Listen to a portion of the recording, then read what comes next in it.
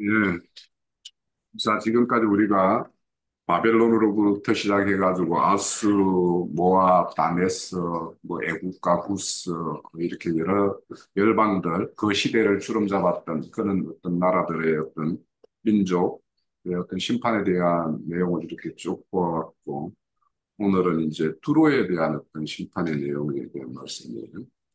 그래서 성경에서는 이런 어떤 심판에 대한 어떤 경고의 말씀들을 이렇게 기록하고 있는 것은 악에 대한 어떤 하나님의 어떤 존재와 하나님의 의로운 어떤 새로운 세계, 새하늘, 새 땅의 어떤 그런 나라를 창조하는 것이 이제 목적이기 때문에 우리 가운데에서 이런 어떤 제하여야 될 부분, 하나님이 미워와서 심판의 대상이 되는 부분, 이런 것들은 없이 하시고 또 하나님이 칭찬하는 그런 일들을 우리가 더해서 우리의 각자의 어떤 영혼도 풍성해져야 되고, 우리 교회도 우리 모든 지체들의 어떤 풍성한 만큼 풍성해지는 것이 기본적인 원리이기 때문에, 그래서 우리 오늘 이제 이런 두로의 어떤 심판의 내용을 통해서 우리가 배워야 될 것들, 우리가 교훈 삼아야 될 것들, 또 이 시대에는 누가 두로로 이렇게 등장하고 나타났는가, 이런 것들.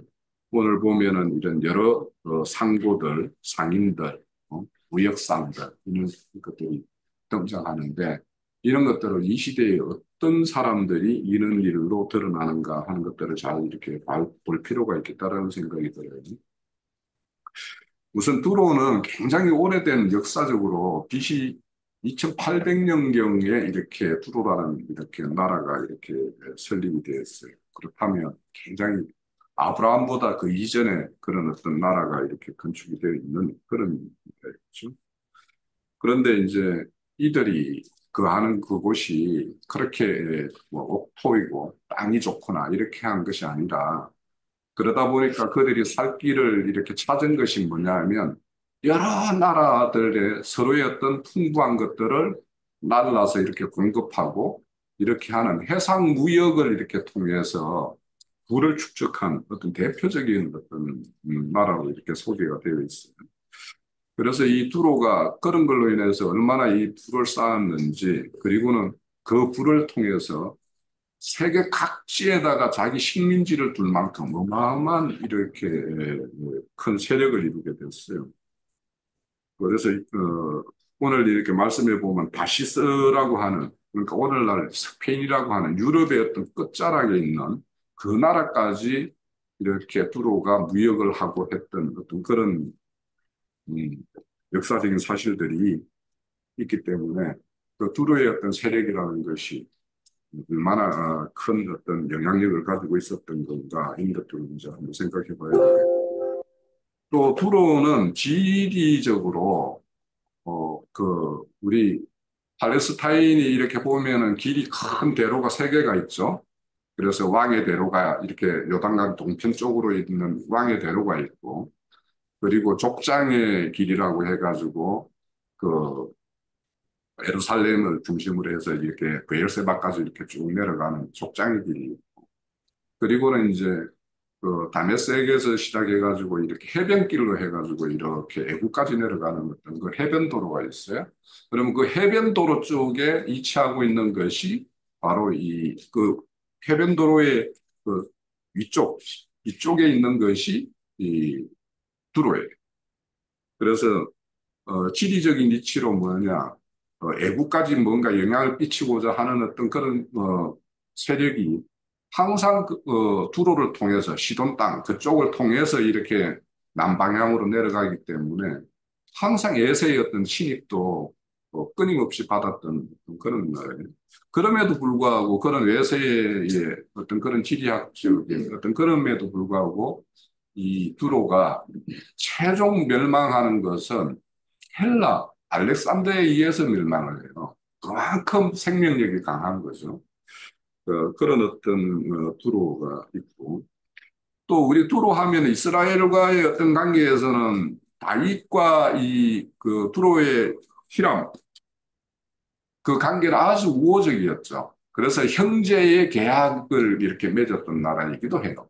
그래서 나중에 두로를 심판할 때 보면 다른 선지서에 보면 형제의 계약을 파기한 자이기 때문에 하나님이 심판의 대상으로 삼는다 이런 말씀이 나올 만큼 또 한동안은 굉장히 이스라엘 우호적인 관계에 있었기도 했던 나라이기도 해요.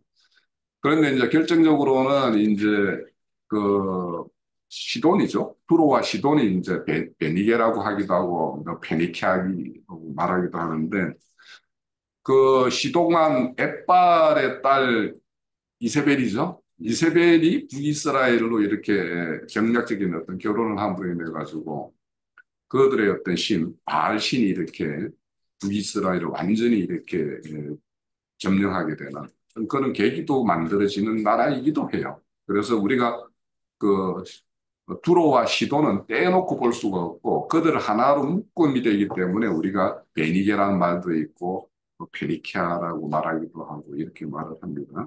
그래서 오늘의 말씀도 두로에 대한 심판의 말씀이지만 그 시돈에 대한 어떤 심판도 이렇게 계속 연결해서 이렇게 등장하는 이유도 그와 같은 어떤 그 배경이 있다라는 것을 알고 그렇지만 예수님이 또 오셨을 때는 두로에 가서 수로보니게 여인의 어떤 그런 딸을 이렇게 치유하는 이런 것들도 베풀죠. 그런 것들도 있어요. 그래서 실질적으로는 우리가 이렇게 말씀 중에 보면 예수님 당시에 보면은 그 자기 민족, 자기 백성들은 예수를 이렇게 배척하고 이렇게 했지만 오히려 이방 민족들이 예수를 이렇게 영접하는 이렇게 본보기가 되는 그런 인물로 등장하는 것들도 이렇게 보여요. 그런 것이 이제 오늘 이 두로와 시돈인데 오늘 우리가 이제 이 말씀을 볼 때 두로를 뭘로 볼 것이고 두로의 어떤 해상 무역하는 것들을 뭘로 볼 것이고 거기에 이제 두로에 속하여서 이렇게 장사하는 그런 상인들 이런 자들은 뭘로 볼 것인가 하는 것들을 한번 생각을 많이 해봤어요. 그래서 제가 저는 이제 이 말씀을 항상 주초에 이렇게 정리를 해놔요. 정리를 해놨다가 오늘 갑자기 이거를 좀 새롭게 이렇게 읽다 보니까 정리된 자료를 보다 보니까 좀 새롭게 이렇게 정리되는 부분이 있어서 아침에 막 새롭게 이제 좀 문구를 정리를 했는데 그래서 저는 이제 이 투로의 해상무역을 오늘날 해외 선교 사업이라는 쪽으로 이렇게 좀 비유를 해보면 어떨까 싶고 또 여기에 이렇게 그 등장하는 상인들, 상고들을 오늘날 이렇게 교회에 보면 봉사 활동들이 좀 많죠. 그런 것들과 이렇게 견주어서 이렇게 우리가 말씀을 좀 이렇게 보면 이 시대에는 그런 모양으로 이렇게 드러나는 것이 아닌가 이런 생각을 좀 해보면서 그러니까 선교 사업이라는 것은 분명히 선한 사업이지만 그것이 잘못 악용되고 뭐 이렇게 하는 부분들은 굉장히 또 큰 그 문제를 일으키거든요. 선교 현장에 가면 그 사람들이 와서 선교 보고회 하는 그 내용과 선교 현장에서 일어나는 현상은 전혀 다를 수가 있는 거예요. 그래서 우리가 그런 차원도 우리가 조금 염두에 두면서 오늘 말씀을 보면 어떨까 싶어요. 자, 우선 그러면 1절부터 살펴볼게요. 1절 보면 두로에 관한 경고라 다시스의 배들아 너희 슬피 부르짖을지어다. 두로가 항모하여 집이 없고 들어갈 곳이 없으며 이 소식을 기띔 땅에서 그들에게 전파되었습니다. 이렇게요. 자, 그러면 우리가 어떻게 생각을 해야 되냐면 두로라는 거는 중심 성읍은 뭐냐면 돌섬이에요. 그 육지에서 한 800m 떨어진 돌섬에 이 두로가 견고한 성을 쌓기 때문에 느부갓네살 왕이 두로를 이렇게 멸망시키기 위해서 와서 13년을 에워싸고도 멸망치 못했던 게 두로였습니다. 그게 왜 그러냐? 해상에서 떨어져 있기 때문에. 그 떨어져 있는데 그 성을 돌담으로 높게 성을 쌓았으니까 거기에 근접하기가 어려운 거예요. 그러니까 요새 중에 요새였죠. 자, 그러면 두로에서 다시스라는 스페인까지의 어떤 여정이 있어요. 무역을 해요. 그러면 오늘 여기 보면은 기띔이라는 게 있어요. 기띔은 구브로예요. 그러니까 구브로의 옛 이름이 기띔이에요. 그러니까 다른 성경에서는 히포로스라고 이렇게도 소개해요. 그러면은 이 두로의 배가 거기를 떠나서 저 다시스까지 가서 무역을 하고 돌아오는 어떤 중간 기착지가 뭐냐면 기띔이란 말이에요. 근데 기띔에 와서 보니까 기띔은 바로 그 저기 우리 팔레스타인 땅에서 바로 뭐 거리가 정확하게 얼마인지 몰라도 바로 건너가는 우리 그 뭐 사도행전에 보면은 그 구브로 사람 있죠. 바나바죠, 바나바. 바나바의 고향이 여기 기띔이에요. 그러면 얼마지 않는 곳이에요. 근데 거기 와서 비로소 공국이 자기의 어떤 나라가 망했다는 소식을 들은 거예요. 그러면 자기들은 다시스 가서 장사해가지고 뭔가를 충족하게 채워가지고 금이 한양한다라고 기쁜 마음으로 돌아오는데 공국이 망한 거예요. 그런 어떤 소식을 들었을 때 그들의 어떤 부르짖음이 어떤 것이겠는가라는 거예요. 그래서 이제 오늘날 이렇게 이런 것을 기독교계로 보면 기독교계가 뭔가 지금 뭔가 침체기에 들어가 있고 빠져들고 있다라는 거는 우리가 다 느끼고 있잖아요. 그죠? 그러면은 이제 그렇지만은 여전히 기존의 어떤 기독교계에서 어떤 지원을 받아가지고 해외 선교 사업을 열심히 한다라고 하는 사람들은 국내의 어떤 사정을 또 잘 모를 수도 있죠. 요즘에는 뭐 인터넷이 하도 발달됐기 때문에 뭐 이렇게 간접적으로 이렇게 얼마든지 이렇게 들을 수도 있었겠지만 이 당시는 이랬다라는 거예요. 그러니까 자신들은 뭔가를 이루기 위해서 열심히 뭔가를 한다고 해왔는데 자기 어떤 본 근거지가 망해버린 거예요. 자, 이런 것들이 오늘 이제 두로의 어떤 심판의 어떤 내용이에요. 그런데 이제 이 다시스라는 거는 우리가 다시스 하면은 요나가 생각나죠.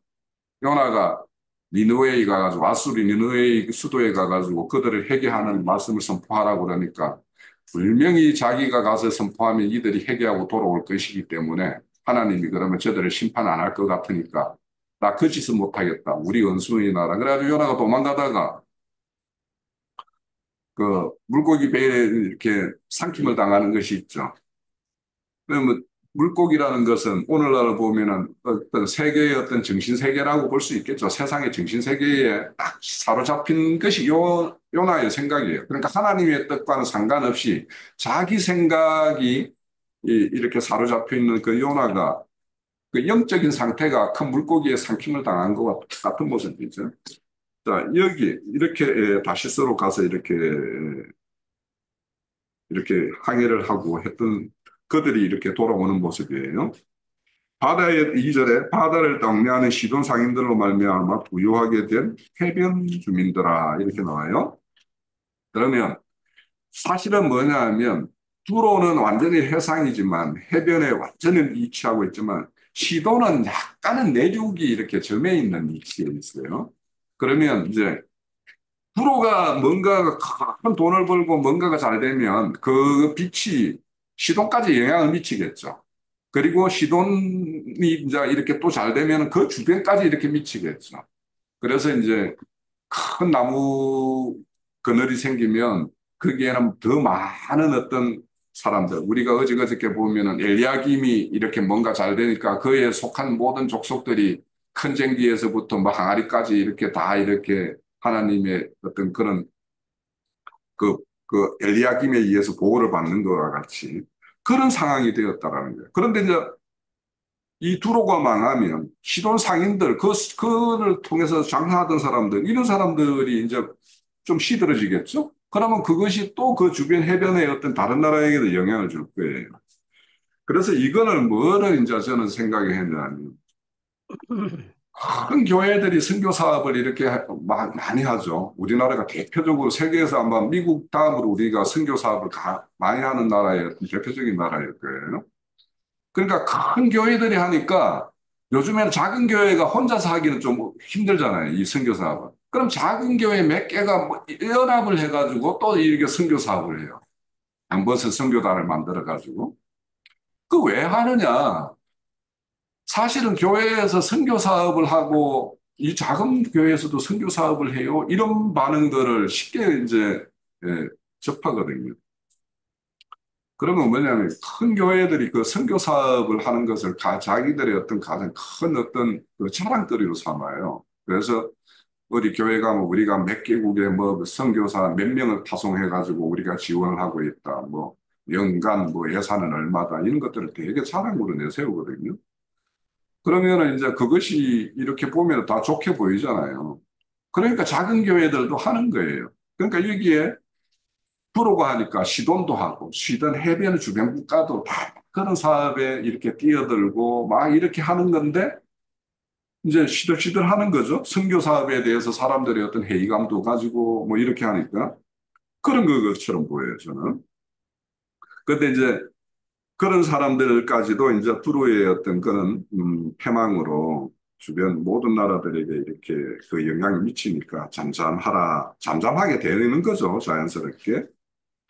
그, 또 3절에 보면은 이제 10월에 곡식, 곧 나일의 추수, 큰 물로 수송하여 열국의 시장이 되었도다. 이거 뭐냐?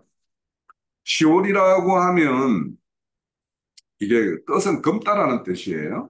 그런데 이 검은 어떤 강을 하나 이루고 있는데 이게 무슨 강이냐 하면 애국과 팔레스타인의 어떤 땅의 경계를 이루는 강이 이 시올의 어떤 강이에요.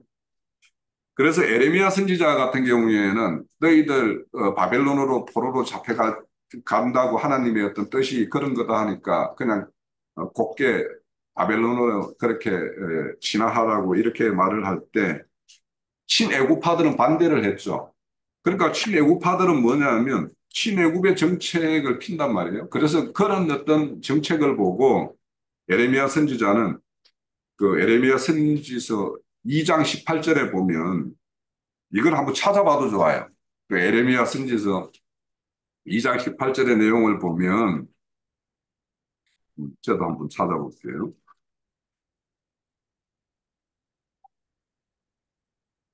2장 18절 한번 읽어보시죠. 다른 음, 분들. 네가 시올의 물을 마시려고 애굽으로 가는 길에 있음은 어찌 됨이며 또 네가 그 강물을 마시려고 아수르로 가는 길에 있음은 어찌 됨이냐. 19절 한번. 네.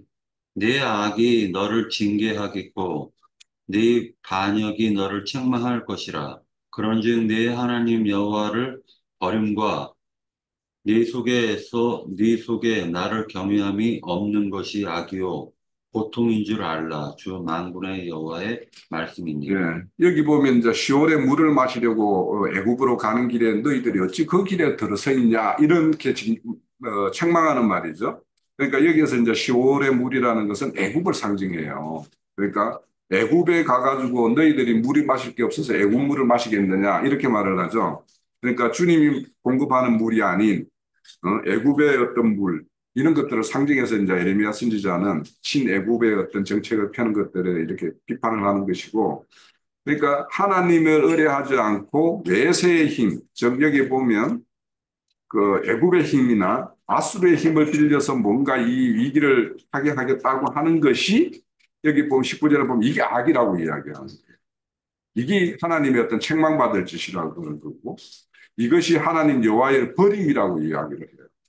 이런 것처럼 이제 시올에 대한 어떤 말씀이 나오고 또 이제 시올이라고 하면 음, 다윗이 그 가라 여아림에 있는 법궤를 메어오기 위해서 백성들을 이렇게 차출을 할 때, 그 차출할 때 어떻게 하냐면 시올 강에서부터 하맛 어기까지의 백성들을 이렇게 소집한다라고 이렇게 말씀하는 부분이 있어요. 그러니까 이 하나님께서 약속의 땅이라고 하는 땅의 남쪽의 어떤 경계를 이 시올이라고 말을 해요.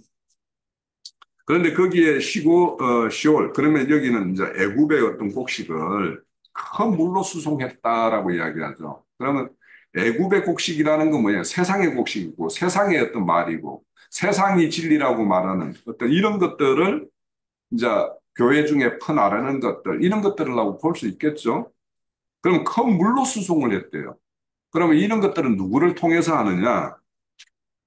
저는 이제 이 큰 물을 수송해서 나르는 사람의 대표자가 누구냐면 저는 보은사라고 생각을 해요. 오늘날 기독교계로 보면.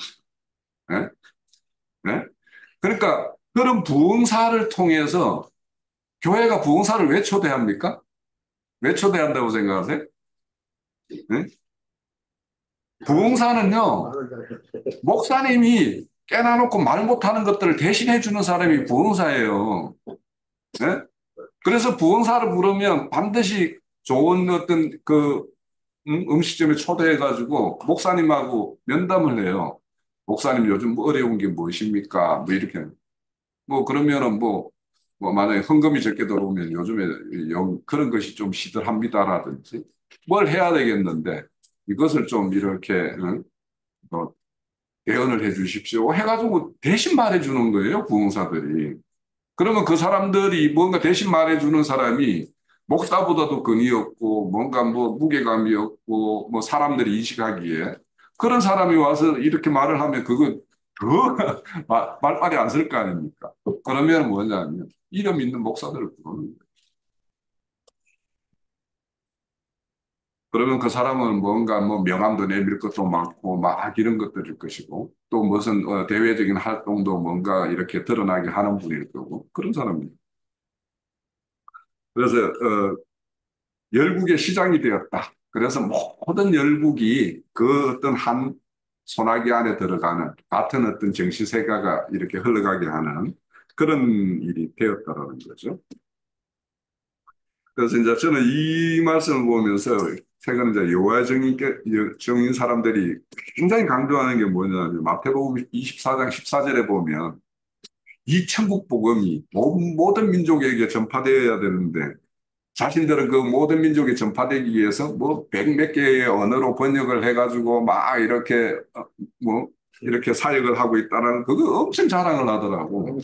그래서 그 여호와의 어떤 정인들이 또 나름대로는 자신들의 어떤 열국의 시장을 이렇게 열기 위해서 이렇게 하는 모습이 이와 같구나 하는 것도 이렇게 좀 이렇게 반추가 되던데 자 그렇습니다.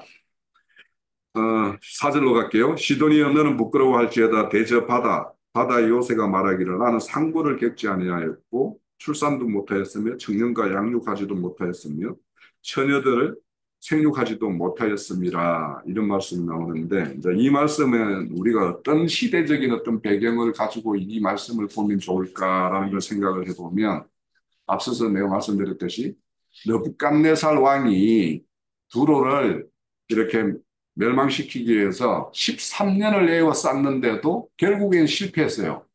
그렇게 13년 싸고 있는 동안에 느부갓네살 아버지가 갑자기 죽었어요. 그러니까 이제 느부갓네살 왕이 자기 어떤 진영을 다 물리면서 이제 돌아가면서 그 일대의 시돈이나 이런 주변 나라의 많은 사람들을 다 포로로 잡아갔어요. 그러니까 남유다가 포로로 잡혀가기 전에 바벨론에 의해서 포로로 먼저 잡혀간 사람들이 시돈 사람들이에요. 대표적으로 시돈 사람들이에요. 그러니까 뭐냐? 봐봐요. 13년 동안 두로를 이렇게 멸망시키기 위해서 이렇게 에워싸고 있으면 그 군령들이 그 진영 주변 나라를 이렇게 뭔가 지배하고 있을 거 아니에요. 그 중심이 뭐냐? 시돈이에요. 그러면 두로는 망하지 않고 있지. 끝까지 버티고 있지. 그럼 버티는 만큼 그 주변 나라인 해변 국가나 시도는 그만큼 시달리고 있는 거예요. 그러죠? 그러니까 이제 뭐라고 하느냐. 대저 바다, 곧 바다의 요새죠. 이걸 누구라면 두로의 어떤 그 요새지죠. 그 바다가 너희들은 버렸다라는 거예요. 두로는 아직까지 지킴을 스스로 자기 힘으로 지키고 있지만 시돈 너희는 바다가 나는 뭐라고 말하냐. 너를 낳은 적도 없다라는 시도는. 너는 낳은 적도 없고 나는 너희들을 청년과 딸로 이렇게 여기면서 양육한 적도 없다. 시돈 너희들은 완전히 바다로부터 버림을 받았다. 이렇게 이제 말씀을 하는 거예요. 그러니까 본지는 그래도 이렇게 뭔가를 이렇게 버태고 있는데 오히려 그 주변들이 더 황폐하고 피폐해지는 거. 그러니까 오늘날도 기독교계에 보면 큰 교회는 버틸만 해요. 그죠? 그런데 기독교계에 뭔가가 이렇게 하나님의 어떤 징계로 그것이 이렇게 시들게 되면 작은 교회부터 더 힘들어지는 거예요. 그래서 오늘날 작은 교회 목사들이 일당짜리 어떤 그런 일꾼으로 이렇게 막 이렇게 일하는 사람들도 뭐 등장하고 그런다고 그래요. 그래요. 큰 교회 목사는 견뎌요. 그렇지만 그 주변은 더 힘들어지는 거죠. 그와 같은 어떤 모습, 이런 것이라고 생각하면 될 것 같고. 근데 이 소식이, 이제 시돈이 이렇게 버림이 되고, 두로가 이렇게 망했다라는 소식이 애굽에 들리면, 애굽은 자기들의 어떤 시온의 곡식들을 두로를 통해서 내다 팔아서 그래도 나름대로 이렇게 짬짬이를 이렇게 챙길 수가 있었는데, 근데 두로가 이렇게 망하니까, 그들이 그냥 애굽에는 큰 어떤 이제 자신들의 어떤 그동안의 버팀목이 되었던 것들이 이렇게 사라지게 된 거죠. 자, 그런 것들이 이제 그 6절에서 보면 너희는 다시스로 건너갈지어다. 자, 이렇게 나머지 주변 국가들이 이렇게 피폐해지는 이런 상황이 되었을 때 너희들은 다시스로 건너가라. 해변 주민들아 너희는 슬피 부를 지어지어다. 이렇게 말을 해요. 그러니까 여기서 6절에 다시스로 건너가는 거하고 12절에 한번 봅시다. 12절에 보면 이르시되 너 학대받는 처녀딸 시도나 내가 다시는 희락이 없느니라 없으리니 일어나 기띔으로 건너가라. 거기서 내가 평안을 얻지 못하리라. 기띔으로 건너가지면 평안을 얻지 못할 것이다. 이렇게 말을 하죠. 그러면 이걸 대조해서 한번 시켜봐야 되는 거예요. 다시스는 가장 먼 곳이에요. 그러니까 거의 반대편이에요. 그러면 오늘날 이렇게 심판의 대상이 되는 기독교계가 심판의 대상이 된다면 그 기독교에서 완전히 떠나야 되는데 그 비슷한데 장로교에 있다가 감리교로 가고 감리교에 있다가 성결교로 가고 성결교에 있다가 순복음으로 가본들 거기 가본들 무엇을 힘이 있겠느냐 이런 뜻을 말하는 걸로 저는 보여요. 그러니까 우리는 12절에 다시스라고 하는 세상 끝이라고 하는 땅의 끝이라고 여겼던 그 시대인데 그곳까지 나아가야지. 그러면 우리가 소돔성을 심판을 할 때 하나님이 산으로 도망가라고 그랬는데 걔들이 어디로 도망갔어요? 소알로 들어갔죠. 근데 소알로 들어가서 가만히 있어 보니까 소알은 소돔성하고 가까워요. 근데 소돔성이 어떤 심판을 받았다는 소식이 들려요. 자기가 볼 때는 이 소알 땅도 이거 안전하지 못하다라는 생각이 들어서 옷이 산으로 도망가려고 가다가 어디에서 정착을 해요? 동굴에서 정착을 해요. 그러면 오늘날 이런 어떤 다시스로 가라고 하면 다시스까지 이렇게 피난하면은 거기에서 새로운 출발, 새 땅, 새롭게 출발할 수 있지만 그 인접한 깃띠미로 상징되는 그 5대 종파교회 뺑뺑 돌아본들 그게 그거라는 거예요. 저는 이 말씀이 이렇게 보여요. 그래서 다시스로 이렇게 도망가라는 것은 오늘날 이렇게 멸망의 성, 큰 성 바벨론에 대해서 내 백성아 거기서 나와라 이렇게 하는 것과 똑같고 우리가 이런 어, 기독교의 어떤 실상에 대해서 우리가 참 늘 증거를 이렇게 하고 하지만 그들이 아직도 길을 열지 않으니까 거기가 왜 피난해야 되고 거기가 왜 하나님의 어떤 심판의 대상이 되는가를 알지 못하니까 그곳에서 여전히 이제 있는데 그것이 이제 7절에 보면은 대략 이해가 돼요. 7절에 이것이 옛날에 건설된 희락의 성, 곧 백성이 자기 발로 먼 지방까지가 머물던 성읍이냐. 자, 지금 바벨론 성은 아까 고대 역사적으로 보면은 BC 2800년에 아담보다도 더 이전에 나라가 이렇게 건설된 나라예요. 그런데 그렇게 그런 역사적인 어떤 그런 오래된 유구한 역사가 있고 그들은 또 자기 어떤 그런 지리적인 어떤 그런 것들이 살아가는데 이렇게 그 불리한 어떤 여건이니까 해상 무역이라는 걸 통해서 세계 각국을 개척하고 이렇게 했던 모험 정신이 있는 사람들이 그래서 이런 것들을 보면은 아 이게 선교사가 참 유사한 것 같다 이런 생각이 좀 들어서 저는 그런 것과 연결시켜서 좀 말씀을 보였는데 그럼 옛날에 건설된 희락의 성이라는 것은 오늘날도 보면 기독교계도 자기 어떤 정통성을 굉장히 강조하죠. 아, 그런 걸로 보여요, 저는. 그러니까 그런 어떤 옛날에 건설된 그 희락성. 그런데 그 성들이 한때는 희한찬란했죠. 기독교계도 아주 삐까뻔쩍하는 시절이 있었죠. 지금은 이제 시들었죠. 그렇게 유럽의 어떤 나라들은 기독교 그 예배 보는 예배당이 오늘날은 사교장으로 바뀌고 막 다 그랬다고 해요. 유럽 쪽은. 그런 것처럼 이런 쇠락의 길로 가고 있어요. 그렇지만 그들이 한때는 신학생처럼 그렇게 예, 예, 번성을 한 어떤 그런 시기가 있었고 그들이 먼 지방까지 가서 이렇게 식민지로 두로 같은 역사적으로 식민지로 삼았는데 한때는 막 해외가 좁다라고 생각하면서 온 땅을 이렇게 선교 사업을 벌였던 그 기독교계의 어떤 모습 그런 걸로 이렇게 보여요. 그래서 거기를 떠나야 되는 것인데 그들이 여전히 그런 것을 떠나지 못하는 것이 오늘날 이제 그들이 보는 눈이었기 때문에 그렇죠. 듣는 귀가 없고. 자, 8절에 보면은 그 성읍들이 서로 면류관을 씌우던 자요. 면류관을 씌우던 자요. 상인들은 고관들이요. 무역상들은 세상의 종기자들로 두로에 대하여 누가 이 일을 정하였느냐 이렇게 말해요. 그러니까 두로라는 것은 오늘날로 보면 그 면류관을 썼다라고 하면은 뭐 목사나 선교사나 뭔가 이런 어떤 평판을 이렇게 가지는 어떤 이런 모습이라고 보여지고 그 상인들은 오늘날의 어떤 그런 선교사나 또 부흥사나 이런 것들이 보여지고 그리고 이제 그런 무역상들 이런 것들이 다 뭐냐 서로 만나서 서로 존귀한 자, 간 씌우는 자, 뭐 고관이다 서로 칭송하는 거 보면 서로 사람이 서로에게 영광을 돌리는 모습과 똑같죠, 이 모습이. 그죠? 그래서 오늘날 선교사들이 모여서 선교사역지에서의 어떤 선교 보고회를 해요. 그러면 그 보고회를 이렇게 하는 그 교회 담임 목사는 먼 땅에 가가지고 고생했다라고 칭송을 해요. 분명히 고생을 했을 거예요. 그러면 이제 또 선교사는 아, 본교회에서 이런 지원을 해줘서 우리가 그래도 이런 어려운 가운데서도 선교할 수 있었다라고 또 교회를 또 칭송을 하죠.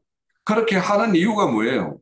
그러면 그 자리에 이렇게 선교 보교회가 있으면 마지막에는 뭐냐면 반드시 선교 봉사 헌금을 하게끔 만들어요. 그래서 그 자리에서 선교 후원금을 만들고 막 이렇게 해가지고 지금까지 해왔는데 두로가 이렇게 패망함으로 인해 가지고 그들의 모든 것들이 이렇게 서서히 이렇게 소멸의 어떤 길로 접어드는 것이 이제 오늘의 말씀이었던 그 전체적인 어떤 줄거리로 보이는데 그런데 이런 일을 두로를 이렇게 멸망시킨 것이 누구냐라는 거죠. 구절의 답이 있죠. 만군의 여호와께서 그것을 정한 것이라. 모든 누리던 영화를 욕되게 하시며 세상의 모든 교만하는 자들의 멸시를 받게 하십니다. 자, 만군의 여호와 하나님의 어떤 군대가 이렇게 두로를 패망시켜요. 그러니까 두로를 심판하기 위해서 경고로서 모든 제국들 아수르를 동원해 가지고도 살만 에셀이나 뭐 에셀 합돈이나 이런 어떤 디글랍 블레셋이나 막 이런 사람을 동원해 가지고도 그 두로를 그렇게 어, 침해를 이렇게 하는 어떤 그런 사건들이 있었고 또 바벨론에는 대표적으로 아까 말씀 느부갓네살 왕이 그래요. 바벨론이 바사에 망했을 때 바사에 의해서도 또 그렇게 됐고 최종적으로는 이제 헬라의 제국에서 망하는 어떤 이런 일을 이제 했는데 왜 이렇게 두로를 이렇게 그들의 영화를 욕되게 하고 그들이 교만을 멸시를 당하게 하는가? 하나님이 우리 성경은 샘플이에요, 그죠? 샘플에 대한 이야기예요. 그러니까 무슨 본보기를 세우는 거예요. 세상의 것들로 교회를 더럽히고 모든 것을 이렇게 온 기독교계를 이렇게 혼잡게 하는 이런 것들에 대한 어떤 샘플로서 두로를 이렇게 심판하는 걸로 저는 이제 이 성경이 보였어요. 그래서 우리가 하나님의 어떤 성경의 기록은 샘플, 본보기의 어떤 이야기가 다 이렇게 새겨져 있는데 그러니까 그 본보기에는 하나님의 어떤 징계의 본보기가 있는가 하면 하나님의 어떤 참 본이 되게 하는 그런 어떤 인물로 세움을 당하는 것들도 있어요. 그러면 대표적으로 잠시 잠깐의 어떤 영광에 취해서 교만하게 행했던 이 두로의 길을 갈 것인가? 아니면 잠시 잠깐의 영화를 버리고 영원한 어떤 영화를 위해서 가는 어떤 주님과 제자의 길을 갈 것인가? 이런 것들이 이제 크게 대별이 된다고 볼 수 있겠죠.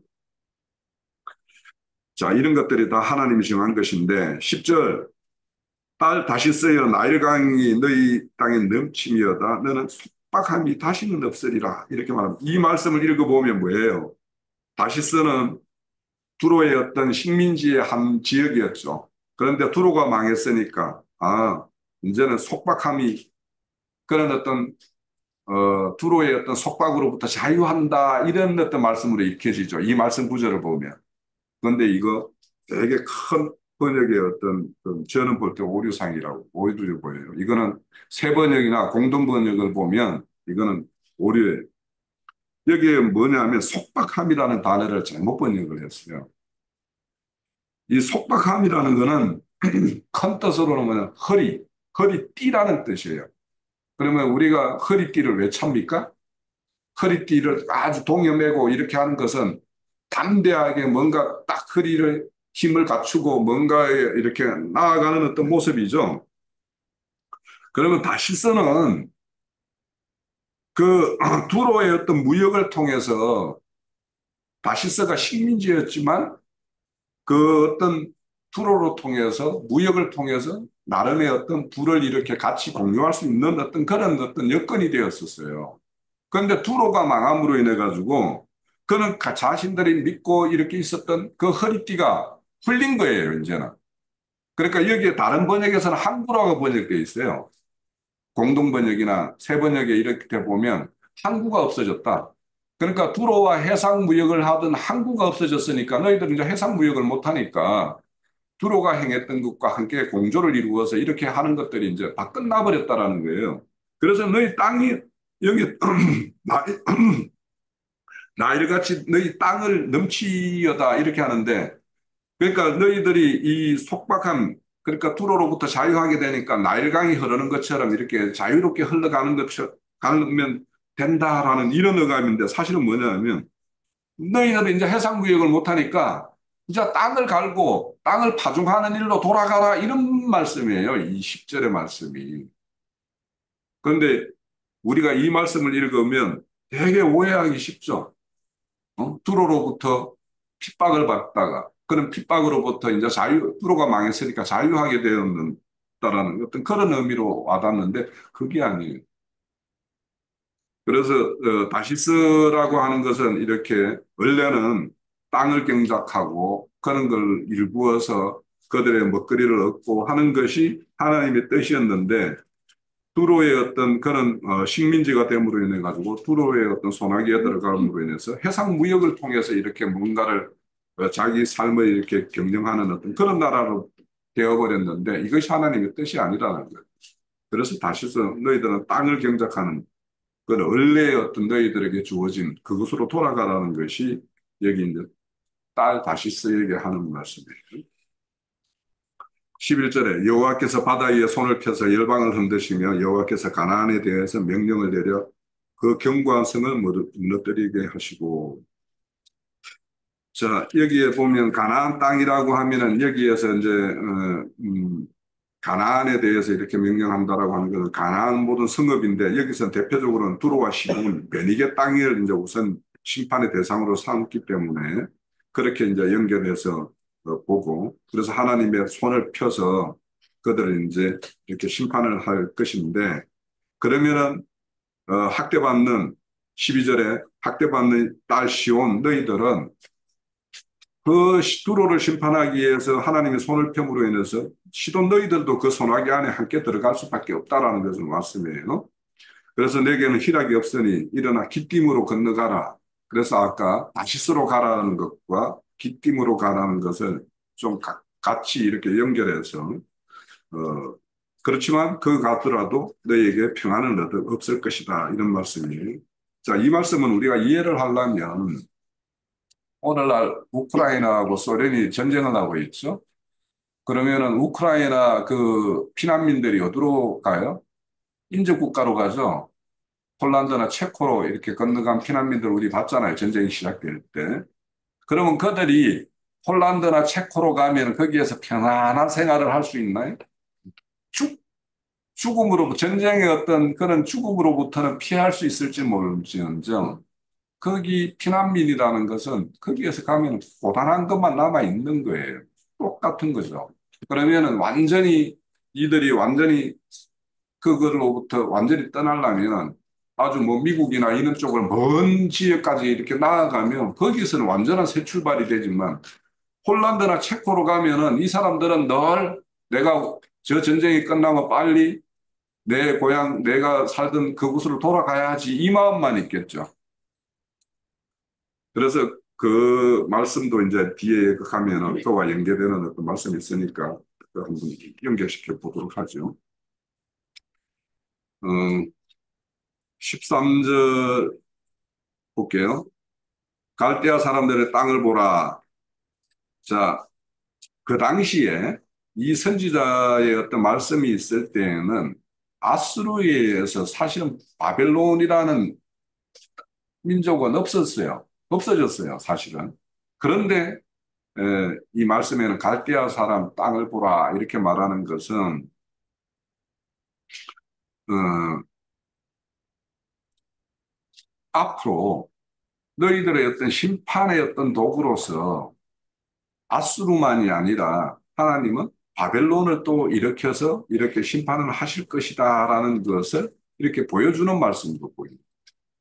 그래서 하나님이 이 두로를 심판하기 위해서는 아수르만이 아니고 바벨론만이 아니고 바사, 헬라까지.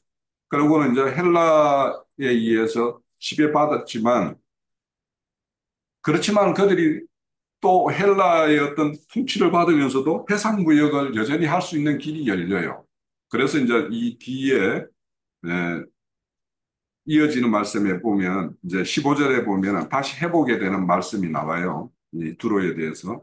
그래서 이거는 헬라의 망하지만 여전히 해상무역에 열리는 어떤 그런 어떤 역사적인 어떤 사실을 우리가 연결시켜서 이렇게 볼 수 있을 것 같고 그래서 오늘 이렇게 14절까지 보면 이런 다시스로 가서 이렇게 해상무역을 하는 이런 것들은 오늘날 예수를 팔아서 장사하는 것 그러니까 이걸 예수님도 자기 이름을 팔아서 장사하게끔 하죠. 그죠? 우리 달란트 비유나 누가복음의 머나 비유 보면 장사하라고 해요. 그러면 그런 선의의 장사가 있는가 하면 예수 이름을 팔아서 자기 배를 불리는 장사들이 있죠. 그래서 우리는 이 두 가지를 잘 대비시키면서 오늘 말씀을 좀 이렇게 이해를 가지면 좋겠고. 그래서 15절부터는 이제 다시 두로에 대한 어떤 회복의 말씀이니까 요거는 2부에서 제가 한 5분, 10분이나 5분 정도나 더 연결해서 하고 그렇게 오늘 증거를 마치도록 하겠습니다. 자, 1부는 요 정도로 할게요.